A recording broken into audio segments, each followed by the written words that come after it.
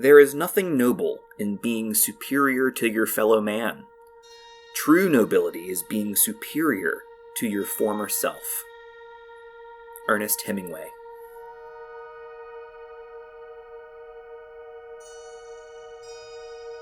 Bending, Not Breaking. A mini-episode. The Lost Adventures, Book 3. Night Animals.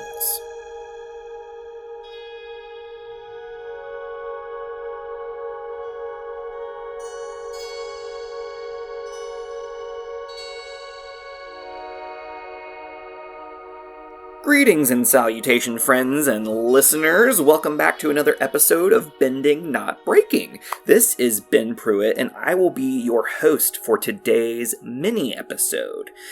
Here's the deal. Between school starting back for me and a really lovely vacation that my co-host took, we decided to release this mini-episode between our core content to accomplish a few things. One, we want to make sure that you have something new to listen to this week. Two, it gives us a chance to catch up on some personal things that are going on. And then three, it provides you with a sneak peek into some of the things we offer to our patrons on Patreon. We have been going through the Lost Adventure comics for our monthly mini episodes, and we're always excited to be able to return the Lost Adventure comics because I haven't read them all, and so every time I do a new one, I get to read a new comic, which is really exciting. And I have mentioned that for our patrons, but as I said, I'm reading these alongside you all on this podcast. This is the first time I've read it, and so it's really just exciting to give you all these first thoughts that percolate when I read them. That said, I want to do a quick recap of the comic, and there will be spoilers, naturally, so that you all know what's going on. Alright, here are the deets. Everyone's asleep, and Momo pokes Appa in the eye to wake him up and lures Appa over to spy on some Fire Nation soldiers who are close to finding the gang. They know something is in the direction that they are walking, but they're wary that it might be the dreaded tree whale. And then Appa promptly jumps out, scares the guards who run away, then promptly run away. And during the scare, Momo, the opportunist, collects all the fallen mangoes from the tree that Appa disturbed, and then takes them back to camp. Everybody wakes up the next day eating all the mangoes and thanking Sokka for gathering all the mangoes, who inwardly wonders, when did he get the mangoes? And then he sees Momo and Appa sleeping still, and then he calls them lazy. Okay, well, Sokka, you have given us a lovely opportunity to discuss the word lazy. And also, I guess a little bit of humility, too. So let's start with laziness. Psychology Today talks about says a person is being lazy if they are able to carry out some activity that they're able to do, but they're disinclined to do so because of the effort involved. So they're able to carry it out that they ought to carry it out, but they're disinclined. So when we consider the definition provided, I guess we can all call Momo and Appa lazy if what they ought to do, what they ought to carry out, is wake up. And that is a premise that is really interesting. They are able to do it, but they're disinclined because of the effort. That is true. And Sokka calling them lazy is really interesting because, talk about a certain kind of message in late-stage capitalist society, right? It's a form of perpetuating the status quo that we are only worthy if we are producing, if we are doing, if we are creating, etc. And so instead of calling people lazy, wouldn't it be more lovely to graciously honor that our bodies need rest?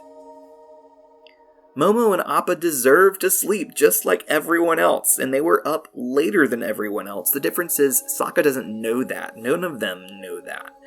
And so that feels like he has the right then to call them lazy. And let's be real, we see in the chase how Appa does when he doesn't get enough sleep. He literally falls out of the sky, and we don't want that. Everyone suffers. So perhaps they are definitioned by lazy, but connotatively, they are taking time for a well-deserved rest. They're not lazy at all. So I believe that when we have the urge to call another person lazy, it might be beneficial to ask ourselves, how will that benefit this conversation? What am I going to accomplish by calling another person lazy? Is that going to make them want to work harder? Because let's be real, when someone calls me lazy, I just get angry.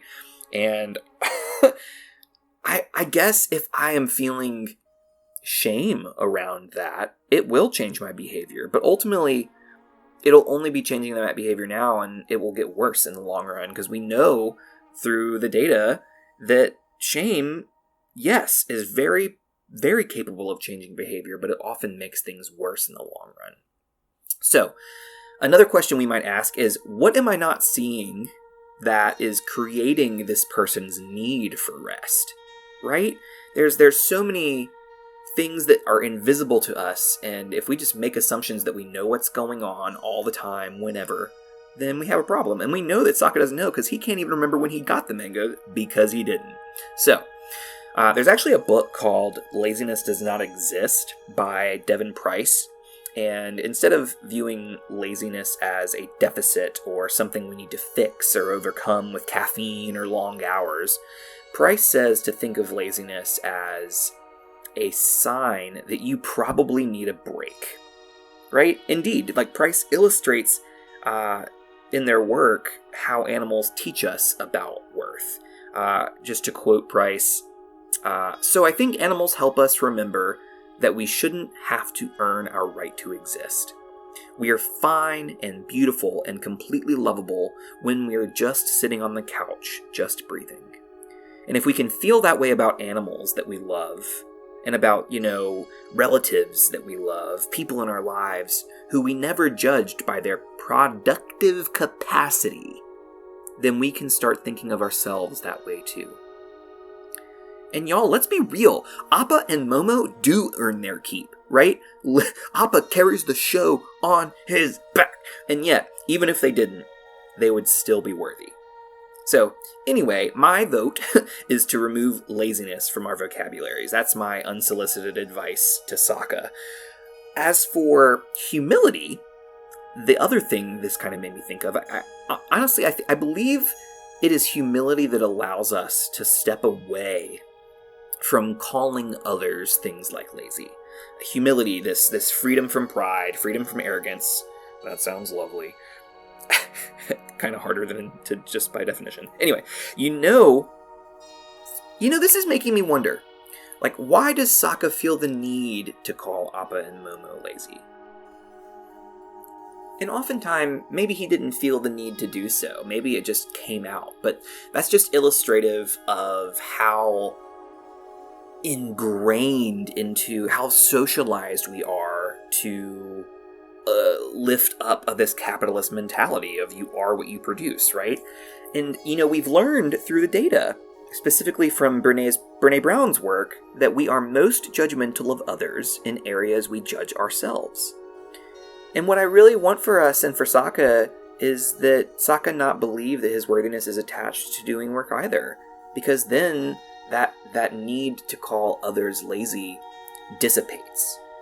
And so, there's a lot going on here. I think that, one, it's this need to call somebody this negative, connotatively word. That was a terrible way of saying that. This word that has a negative connotation.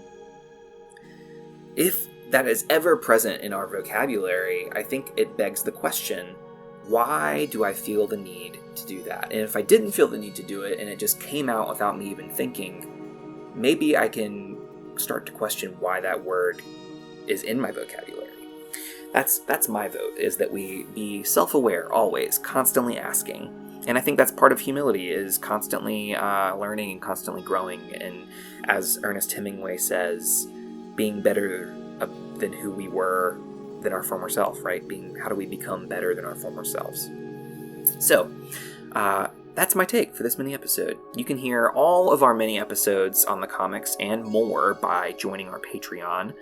Just the bottom tier, the lowest tier on our Patreon allows you to get full access to those, also gives you access to live episodes every month.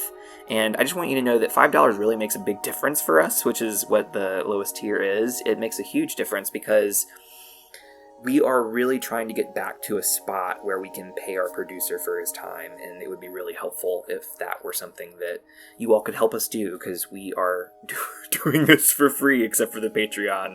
And of course we love it, but it's really helpful when that time is valued as well, especially something that we're asking other people to do. Not to mention, you can also get all kinds of other lovely perks by joining other tiers that cost more, but you get even more cool stuff, and that's personalized episodes. You can get personalized time with either Sunshine or myself. There's a lot of cool things that you can do there, so just wanted to put that out there. Anyway, thank you so much for your support. Thank you for listening, and remember that we have all the cool things on all the social medias, so follow us at BNB_pod on all the things. Like us on Facebook. And if you feel so inclined, go and rate and review us on iTunes and anywhere else you listen to the podcast, because it helps it's a big deal in terms of algorithmic searching and things along those lines. So we love it. We appreciate you. And this has been Pruitt signing off, because this has been a wonderful mini episode of Bending Not Breaking. Until next time, be well and do good.